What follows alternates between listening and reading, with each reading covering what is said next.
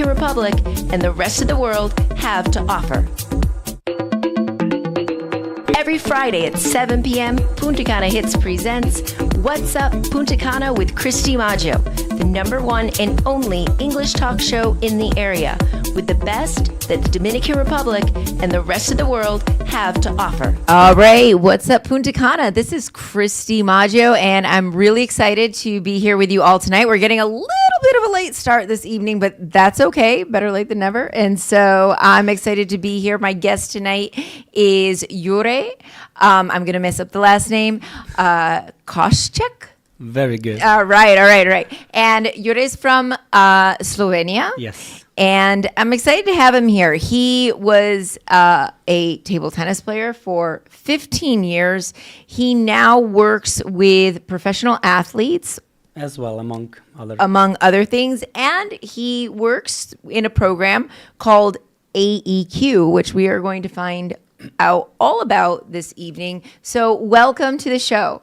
Thanks for having me, Christy. Looking forward to this conversation. So let's start back at the beginning. I always love to start back in the beginning. I like to get the childhood piece in there. And so you were born in Slovenia.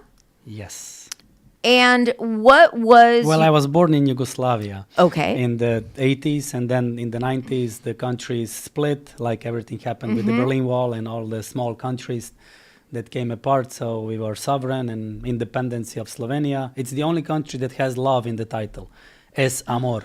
Es Slovenia. It is true. I always say it in a bank because they ask which country and then they remember.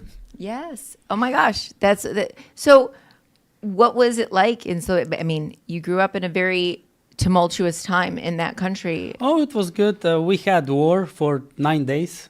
Then it went down more to the Balkans, to Croatia and Bosnia. We sort of escaped quickly, defended our country, and went on with the life of living into abundance and new life. So it was not good to look everything beside our country, what was happening on the borders. People dying, genocide happening, crazy times in the 90s, yeah. Mm-hmm. Did you find that it was something that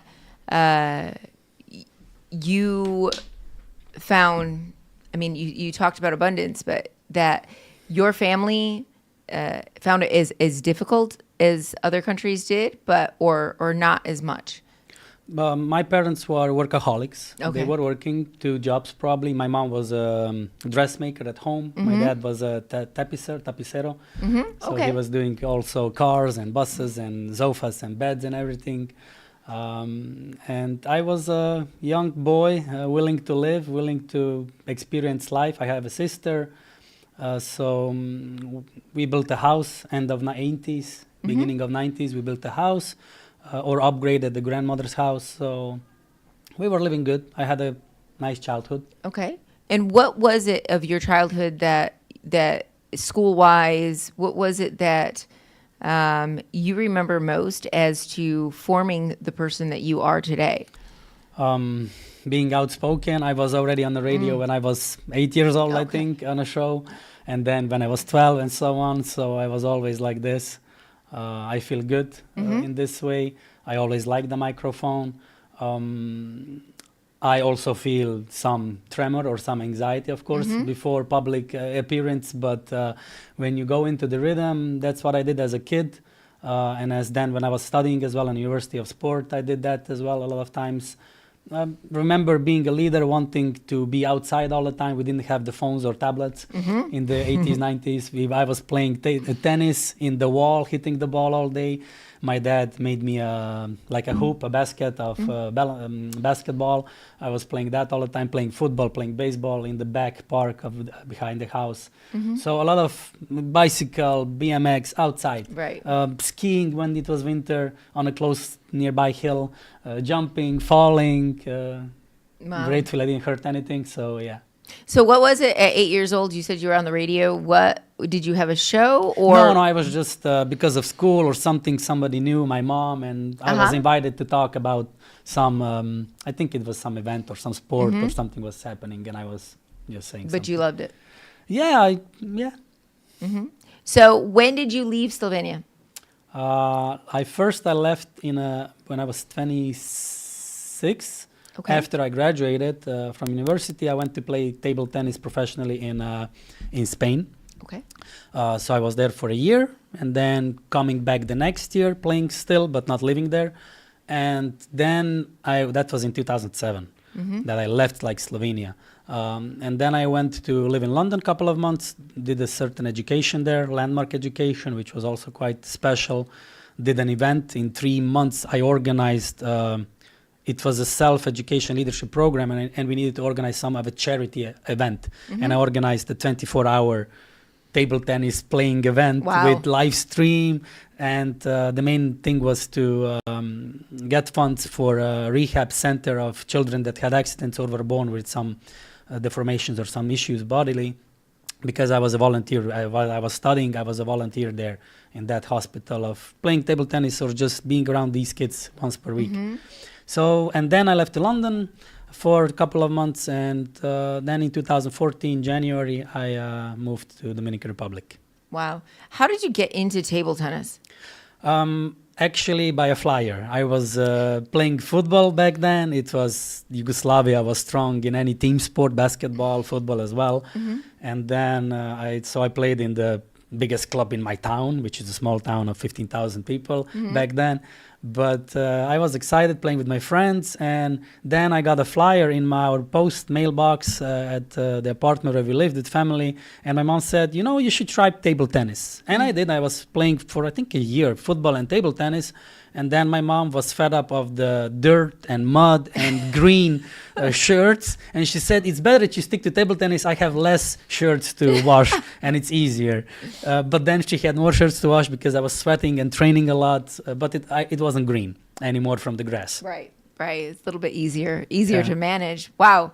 And so where did that bring you? To pressure, competition, stress, being quite young, needing to be mature, not having the body yet developed to that because I wanted to win. I was interested in psychology, so as always, my mom, coincidentally, they are not coincidence, but she had books at home like self-confidence, spirituality or something like that. And I was reading that when I was a teenager, 11, 12, because I felt that it's not just playing table tennis, hitting the ball every day 2 times, 3-4 hours. So, and I wanted to win. And I felt what defeat feels like, and I felt what winning feels like. But I was still a naive young boy who, when I won, I said, I'm on top of the world. Now I don't need to do anything. So it was a roller coaster, up, down, winning, losing, until I was 30 or 35, now I'm 42, that I'm sort of understanding more how and what life is, and not being attached to the outcome. But that's hard, though, because I think human nature, we are competitive. Yeah, of course. We are competitive. We want to win. I always want to win. But you win more when you are not attached to it, when you are relaxed. Like every major big athlete, female or male, and they are successful and a celebrity, they all say, because I enjoy, I'm winning. Because I know how to handle the pressure, the expectations, my goals, and I just not go with the flow. I make the flow, then I can deliver and perform my best. Right. How important is confidence? Depends what you think of confidence. A lot of people do not understand the terminology or the definition of confidence. It may be also counted as an arrogance kind of thing, but it's far away from that. Being confident, it means that you are aware of your weak spots, your weaknesses, that you understand being humble, that you understand that everything can go away in an instant. It can be taken away from you, whether it's an accident, incident, a situation, injury, if you're an athlete, or in general, if you're a human being. So understanding all the tricks and traits that entail living a life. That's what I mean confident. I think that what you just said is very important, because a lot of time confidence gets mistaken for arrogance, and it's not that at all. I don't think. I think arrogance has a sense of ego in it, whereas confidence is something that, you just feel good about yourself no matter what the outcome. Yeah, feeling comfortable. Confidence means that you are aware of your own thoughts. that you're aware of your own feelings, that you're aware where you are, how you are, who you are, and that in situation you don't lose it or you don't snap out, or that you maintain a level of maturity and delivering, and that you're not succumbing under pressure, under situations, under expectations, under ideas. It takes a lot. It takes wisdom to be confident. Right. Some maybe they say are born under stars, but there are no stars like that. You work for it. You need to learn, have right mentors, support, be willing, open to learn and unlearn a lot as well on the path towards certain success or level of life. What was the most important lesson that you learned in the sense of when you didn't win? Like, I don't want to say fail, because failure to me is something that happens when you quit something. Yeah. But, you know, you have your wins, you have your losses. What is it that were really key and important things that you learned from those moments of the downturn? Even at the upturn with the win, tomorrow's a new day. Yeah. You still gotta go for it. Even if you lose, tomorrow's a new day. You gotta go for it. So you might swallow in it, you might wallow in it, you might lose yourself in it for some moments. Hopefully not days or months. Right. But new day comes, sun comes, and even if you're a winner, still you gotta prove it again.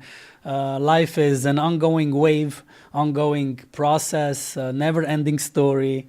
The problem with very limited point of view ego is that we want it to be like that forever. Right. And now I'm this, now I achieve this, now I have this. I want peace like this all the time. Yeah, the only constant in life is change. Right. Even if you're a winner, That's true. you face it. Even if you understand it, even if you are aware of it or not, you still face it. That is a great thing you just said there, and it just made me really think about it. Like, the only constant in life is change. All the time. It's just made me think a lot. But it's true. It's very, very true. So what brought you to the Dominican Republic? A plane. Okay. Flying from Europe. What brought me? The beaches, sunshine, coconut, sand beach, mango, lifestyle, tranquility. Europe is crazy. Where I come from is a beautiful country. I can reach a seaside or skiing or mountains or my hometown all in a portion of hour and a half. Everybody is more cultured in some sense, different type of education or understanding, different history background. But it's intense, it's crazy stressful, it's everybody, especially where I come from, that region, looks on the other side of the grass, comparing, thinking about other opinions. It's a lot of these kind of things that are happening. On the other side, Slovenia is a small country, like half of Dominican Republic, on the square 20,000 square kilometers. But we produced Olympic world champions, people reaching the highest peaks of mountains, skiing from the highest peaks of mountains, diving to deepest oceans as well. It's like a crazy mixture of extreme, small country, but extreme accomplishments. And really, like Luka Doncic now is playing the finals of NBA. Alenka Artnik, she's diving to 125 meters of depth, a woman. Then Karničar skiing from Mount Everest and whatnot. It's crazy among some. And then also Akrapovic, I'm sure a lot of people know here, Akrapovic, the muffler or the thing that's on the motorcycle that produces more engine power and sound as well, among some. So it's a lovely country, but I love living here. We love living here. My wife is also Slovenian. She's a tennis coach and former pro also in tennis. So we just love being here on the beach. And when you first came, was it just simply for vacation, and then you said, "Oh, we're going to stay," or was your initial idea to move here? Yes, initial idea was to move here. Of course, I came in 2012 here for a couple of weeks, and then 2013 and 2014 was like the moment I'm going to stay here. I'm coming here to stay. I lived in Las Terrenas. I lived on the beach. I had 3 or 4 years of living on the beach, practically 50 meters or 20 meters away. I had some clients from Slovenia. I was having early 4 a.m., 5 a.m. calls on the beach. walking with dogs, doing my routine in the morning.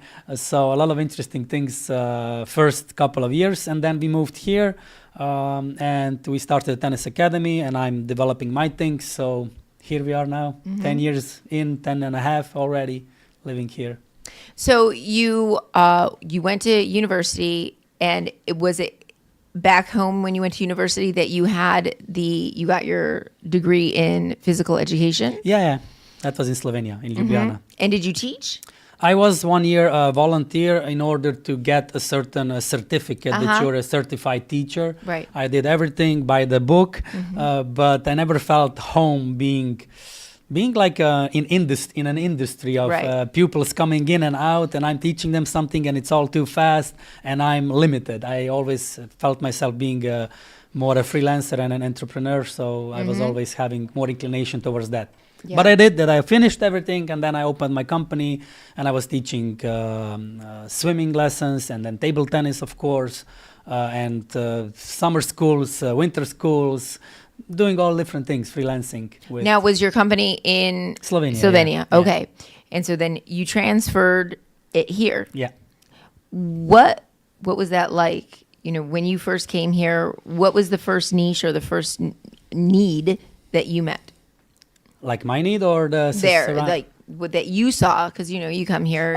It's a lot of course, when you live in Europe and then you come here, you see a lot of reserve. But I just wanted to continue my role of being a life coach, of being someone who can guide people, teach, not rescue. There's a big difference. We might talk that later, being a rescuer or a teacher.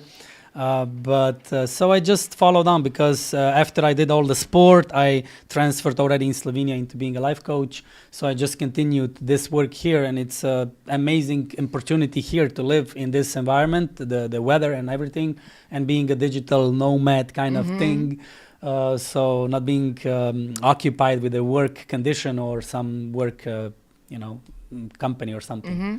So let's talk about that for a second, because like when we think about it, when COVID hit and everything, everyone became a life coach. Everyone was a life coach. So it became a very cliche. Yeah. But you'd been doing it for a long 2009, time. Since 2009. Yeah. So what is that like? You have your degree in psychology. Or you've studied psychology. Yeah.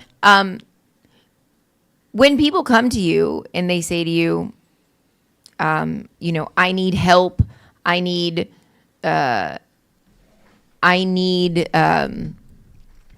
stuck. What do you, as a life coach, say that I can offer you to help you? I say good that you made this choice and you're asking and seeking for help. And let's begin. And then we begin drilling and poking and opening and checking all the facts and dots of how you made it to here that you feel stuck or that you are stuck. What's the reason? What's the symptom? What's the root cause? Are you sleeping well? Are you drinking? Are you even understanding what does it mean to breathe correctly? All these basic things, like for doctors, sun, breathing, sleeping, and water in a way. So that's how I begin the checkup in a sense. But the first point is, yes, a person needs to be down enough or open enough or pressured enough to be willing to do something.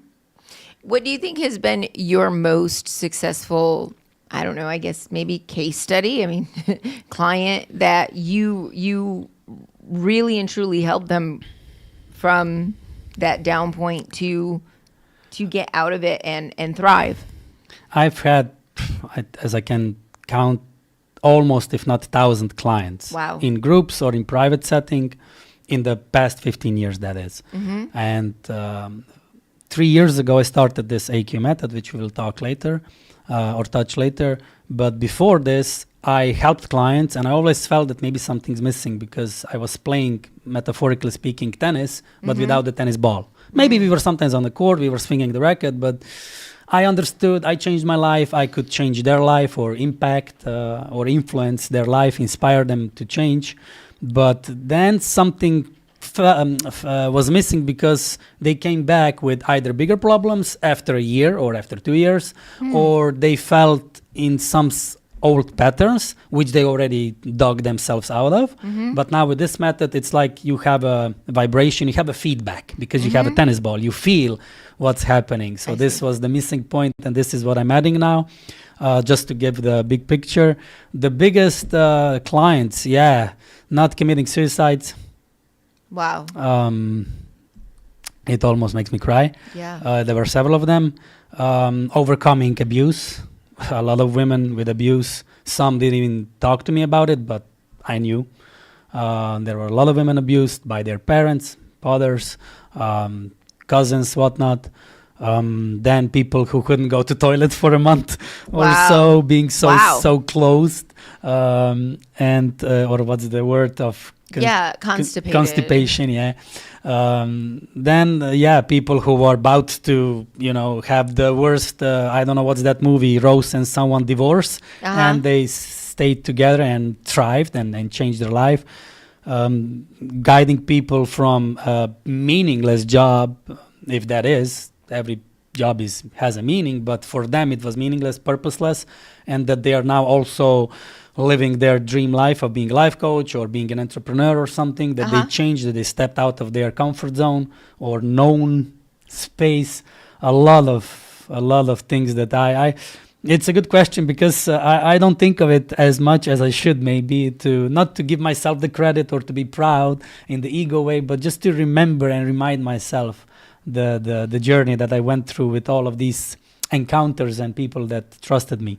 Well, yeah, I mean, because you literally changed their life for the better, I wouldn't say that it's they who come to me, it's they who, them who do the work. I just guide and open and shine a light or sometimes a little bit of push, but that's it, So tell us about the tennis ball that you call AEQ? Yes, AEQ is an abbreviation of Aequitas. You can Google that. It's a Roman goddess of fair trade. So AEQ in the modern world stands for balance, synchronicity, symmetry, some harmony.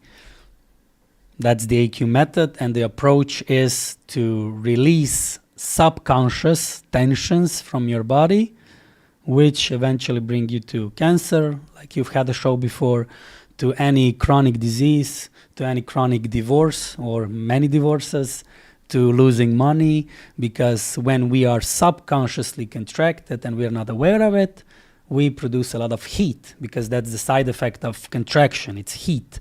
Heat, it's inflammation. Inflammation, it's acidity. Whether it's on your physical, you go down the road of physical issues of disease, illnesses, or emotional immaturity, outbursts, or not handling, or having 3 kids and not being able to cope with the pressures of being a mom or a dad and a job and this and that obligation, or having mental, chronic issues, not being able to sleep, insomnia, or having difficulties to understand life and where life is going at the moment, with all the conspiracy theories that are maybe confirming true now, some of them.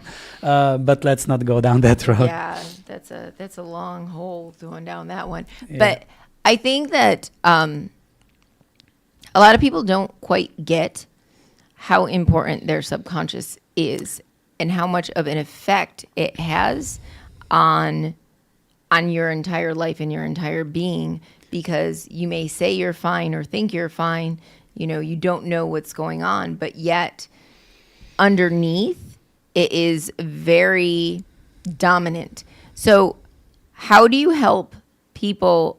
Like, what do you do to help people uncover that? Yeah, before, without the tennis ball, the AQ, I talked. We managed to touch certain points also via numerology and different kinds of tools to break through the ego, character, and these things. But we talked mainly, and we did some meditation, but that was passive. And mental talk, conversation is good, but it's only 5%. Like you mentioned, the subconsciousness entails 95% and influences on 95% of our everything, all the choices. And then we need to understand, where does this subconsciousness come from? Where is it stored in our body? In which way, in which kind? In our muscles, in our fascia, that's certain tissues that are below our skin or in our skin, in our muscles. And subconsciousness comes, of course, from the programming that our parents gave us in our childhood, as you are aware of, as you are a teacher or have a school. So you know how it all inflicts, and how much you work with children, and then they don't go home in the same environment, and they come back the next day as if you haven't touched them, because they live in the same tension and in intensity at home, and they need to contract. And this is how we all were grown-ups, and how I help them, I guide them to feel that every person feels themselves. Where are they tense? Where are they stuck? And how do you do that? You hold a fist, you crunch it, you hold it, and you're like, this is contraction. Okay, this is relaxation. Oh, if I'm contracted, there's no blood. Oh, okay. And then this is like in every muscle, whether it's the neck, shoulder, chest, lower back, your hips, pelvis, whatever, you name it. These are different exercises that can be as a metaphor, a tennis ball, that you get back the feedback. The issue is that our brain is completely disconnected from our body. Like you mentioned, 95% is our subconsciousness, which resides in our body. The brain interprets, the body receives and gets the messages and sensors and receptors, and we live, we speak, we are here alive, and with our body. We are not in our mind. Mind is only interpreting. We are not homo cerebro. We are homo sapiens. We are a body. But this world has turned too much into a homo cerebro. Everything is I can, and nobody takes into account the body. And with these exercises, with this approach and holistic explanations, you begin to understand, can I do this today? Am I able to do this? Am I able to finish this project? You begin to feel how much you can actually live, and what your body has the option to thrive or to experience and perform. So via these exercises, you learn back to connect with your body. And never taking an inhale with the nose, just with the mouth. What is that then? Like, let's hidden tensions that maybe have helped you as a kid, or in general, not just you, everyone, including me, that we could survive something or someone. Certain relationships, our parents. As a kid, you egoistically, positively want that your parents stay together. So if your mom is anxious, working a lot, and you're worried, you're not going to tell her certain things that you would want to, that you feel that you could, or even if you do, you are pushed down because she's busy. Not that she's bad, she's busy, she's occupied. So you begin to clench and suppress and distort certain emotions inside of you. You begin to create this illusion that you're fine, but you're not, and that you're good, but you're not, and you're holding it in. And then you grow up, and this has not been unlearned. Another example, when you're 5 years of age, you break your ankle, God forbid, or twist it or something, you are limping for the next month or 2 months until you are cured, rehabilitated, but this limp or this kind of behavior stays in you up until you are 30, 40, 50 years of age, because nobody paid attention to it to get out of the system that you hurt yourself, because your body still thinks, oh, we are still there, we are still hurt. Interesting. Very, so very the same interesting. as it goes for physical, goes for emotional and mental things, that we are tense. Yeah, I think a lot of people don't necessarily address that side of it. They do with alcohol, or with some substance, or with some Netflix. We have these distractions that help us to numb ourselves even more, or to not face it, confront it. Avoidance. Because who would want to go into the deep, big hole? The movie, it's going to come out, the second part now, Inside Out. It's an amazing movie that shows how vast our subconsciousness is and how memories are built.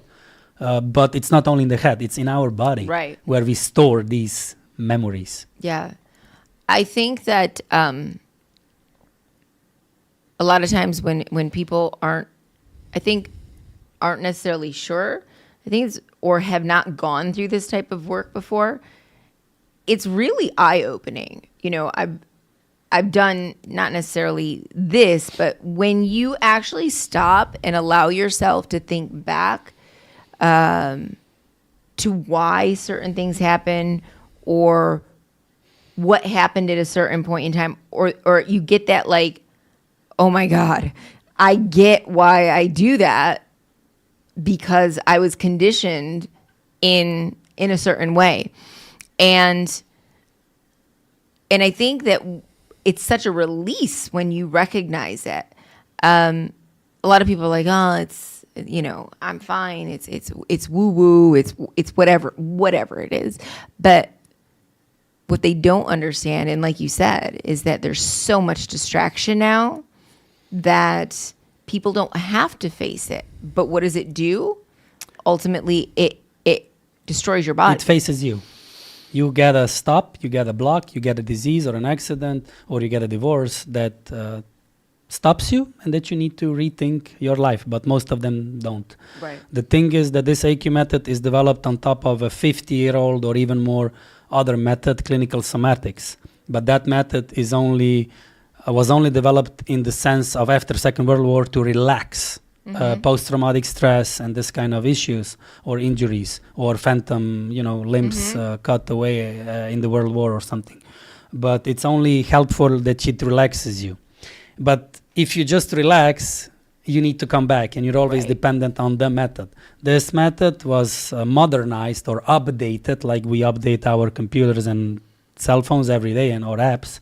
This method is updated and is congruent or aligned with the present state of being, of pressure, of emotions, of stress that we're living now. We have the same body like we did 2,000 years ago, but life is 3,000 kilometers, miles faster than it was 2,000 years ago. But we haven't adapted our bodies. And this method shows you not how you can relax, but it shows you why you cannot be relaxed. And then you begin to put things in order, because you cannot be relaxed because you don't want to, you don't know, something is limiting you, hindering you, bothering you, and you cannot, or you don't know, or you're not allowed to express. And then you contract because you want to maintain and prevail and keep that fake order or some relationship. You don't want to hurt someone. And then you end up hurting yourself in the end badly. And you get sick badly, and then nobody wants to help you, and then you're alone, and then you're a victim, and it's the vicious cycle. Yeah. So feeling yourself, you can come out of this vicious cycle, the downward spiral, and begin to climb out.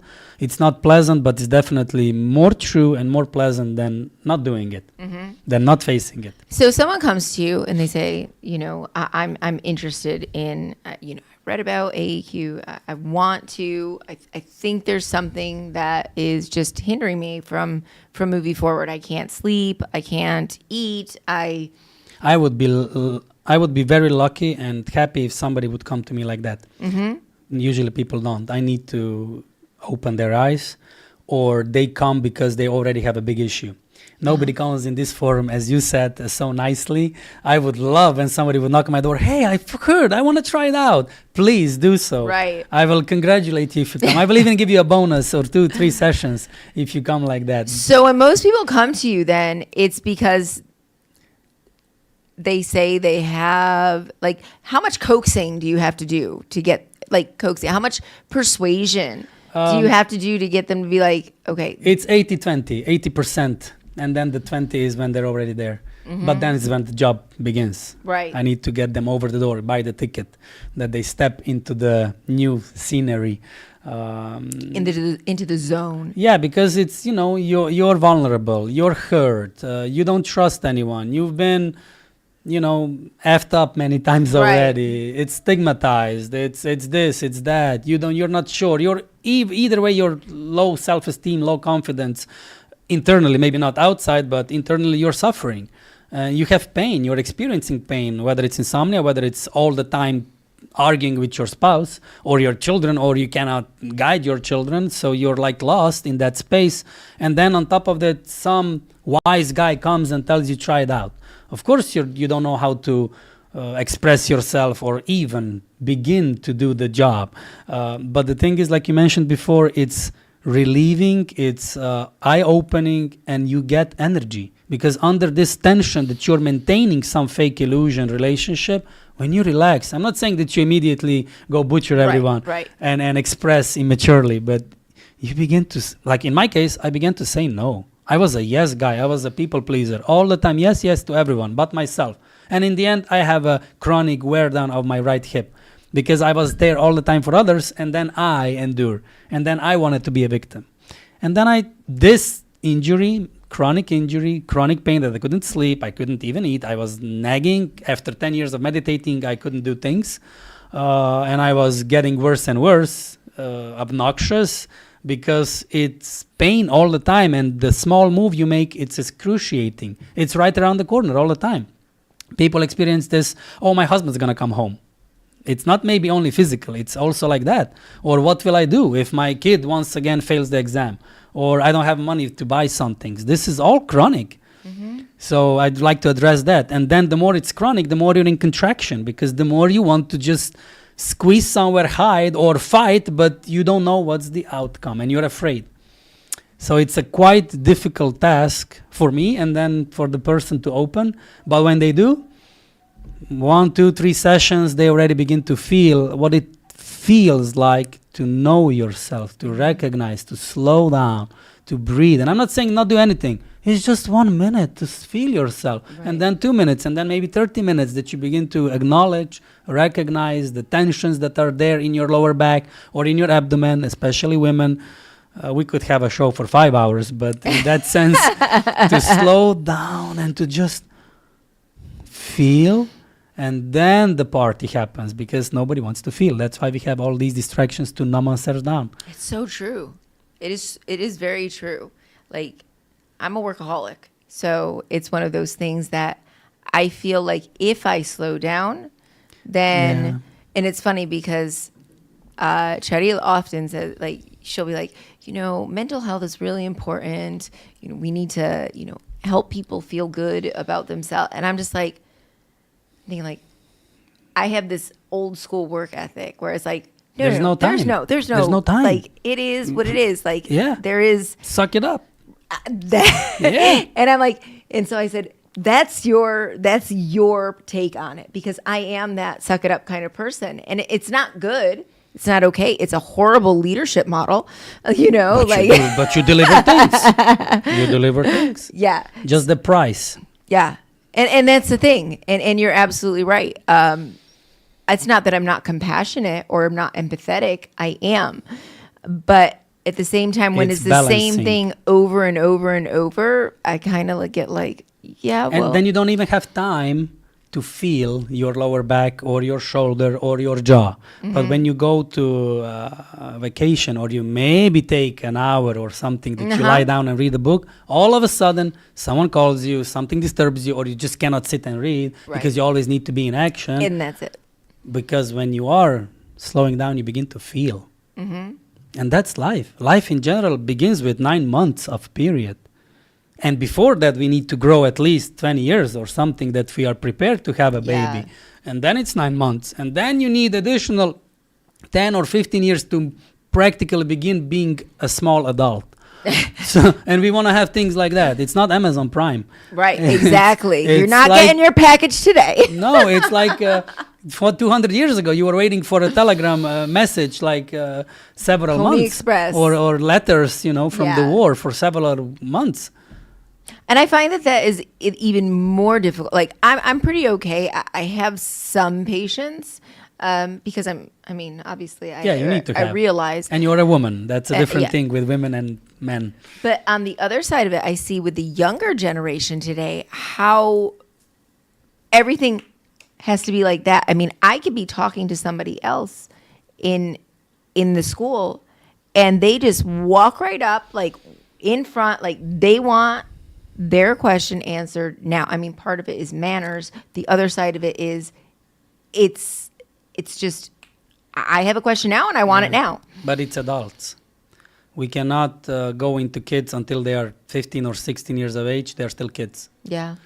Before that age, it's adults. Mm-hmm. It's parents, it's the community that imposes this pressure, this need for speed.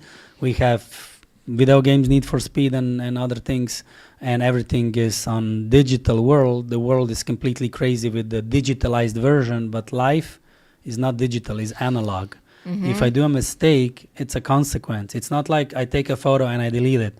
Right. I post something and I delete it. It's not digital, it's analog. Life, our body is analog. You eat, you need to go somewhere after Right. several hours, or you drink, you need to pee.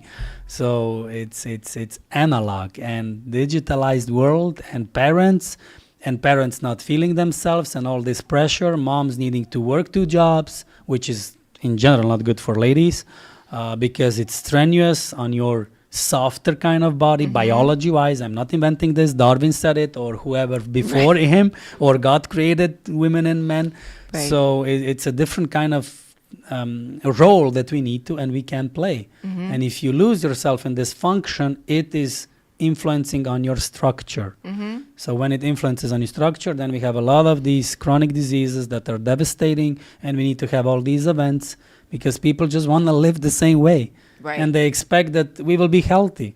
We have the most advanced medicine and everything in the past 200 years, and we are more and more sick.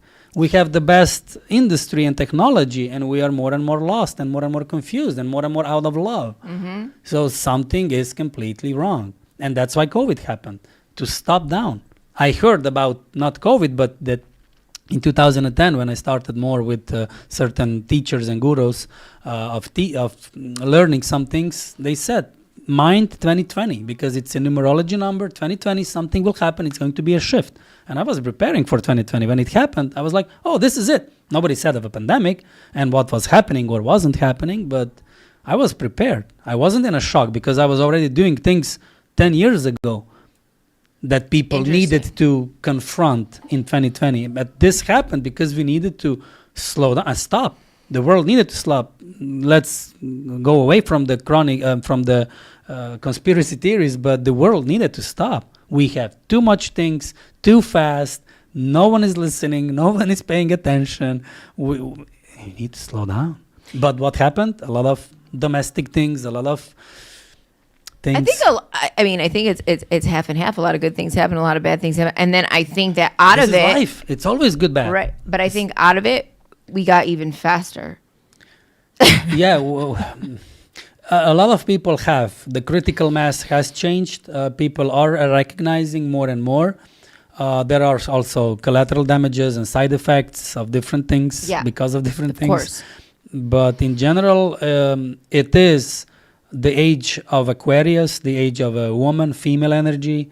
Women need to begin to understand how powerful you are and teach men what love is, what patience is, slow down. But first of all, you need to become women again and not play the role of a man. Okay, what does that mean? Yeah, that's hard because I think I might play the role of a man, like in societal terms. Like I am controlling. I'm very like dominant of a person. It's okay. I don't know if that is like. It's just not exposing yourself too much because your body cannot withstand the blows and the expectation of the outside. A man's body can. I'm not talking about the beer man, the beer belly man, but in general, our constitution, our these bones and body position structure is different. So we need to be upfront, and the woman is behind, like a vice president, like you have in this country, or they have in this country, but more of the kind of consultant for a long term, because women are long term. Women calm down, women slow down, women understand what it means life. Like I said, we could go into left brain, right brain hemisphere explanations. I don't want to complicate things, but this is how you begin to be more in tune with yourself. You need to feel yourself. Even men, when we do feel ourselves, we know how to take a pause. We don't elevate the energy. We don't bring more shit. And excuse me for the language. No. And women also know how to play their role. And when we do, it's more aligned. It's more balanced. It's more synchronicity. It's symmetry. And that's where we get then efficiency, because what this method actually, the approach does with holistic explanation and combined with the exercises, it teaches you how to be efficient. Because if you're breathing too fast, because you're all stuck, because if you have your muscles contracted without you being aware, you are inefficiently consuming too much energy. And you are inflamed all the time. And then you're just scraping on the surface of curing symptoms. The root cause is calm down, slow, relax. Still do your job, but relax. I think that's really the important part, because we are a reactive instead of a proactive society, and therefore we don't look at the root cause. We look to find a Band-Aid and just stick it on and say, okay. Just give me fast. I don't want to feel this. Yep. Just solve me. But we all have adrenaline. We all have hormones, male, female. We all have body. We all have muscles. We need to learn how to use it. Yeah.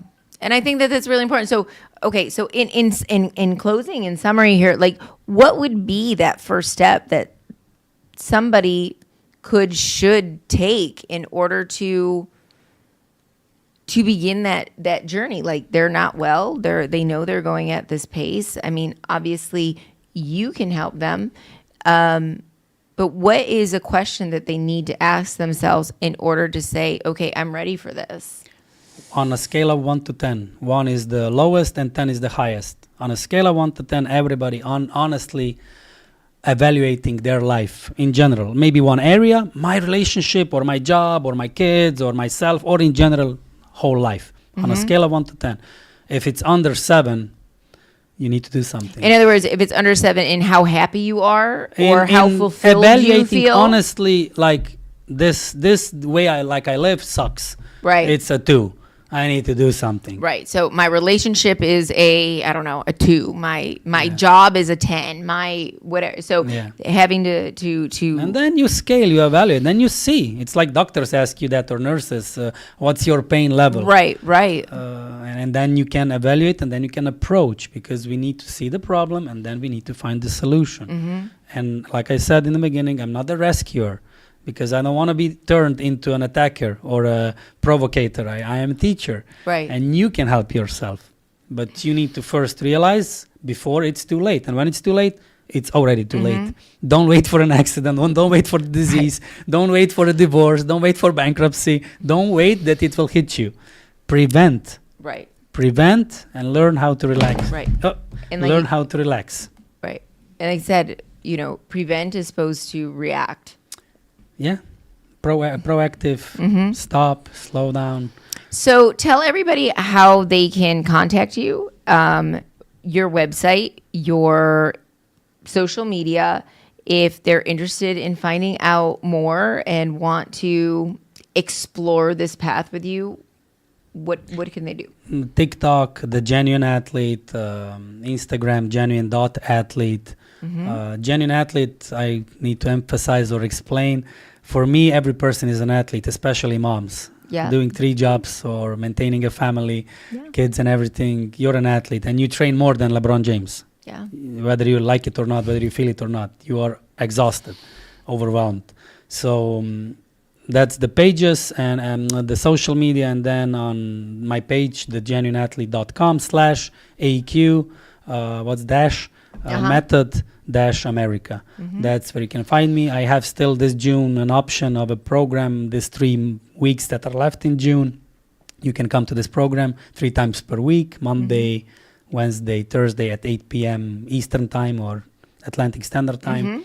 1 hour, half an hour I explain things or answer questions, and then half an hour we do exercises online. You're at home on your Zoom. I just need to see you, how you're doing the exercise, and that's it.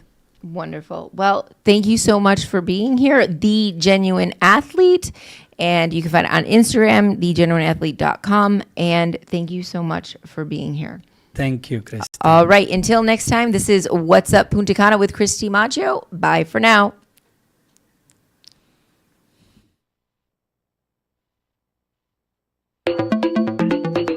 Every Friday at 7 p.m., Punta Cana Hits presents What's Up Punta Cana with Christy Maggio, the #1 and only English talk show in the area, with the best that the Dominican Republic and the rest of the world have to offer. Nacido en el este de la República Dominicana. Y lo que falta. En Punta Cana Hits hemos crecido en calidad, potencia, sintonía, programación, tecnología, variedad y un staff de calificados comunicadores prestos a servirte con pasión, porque usted se lo merece. De lunes a viernes son diferentes las mañanas en Punta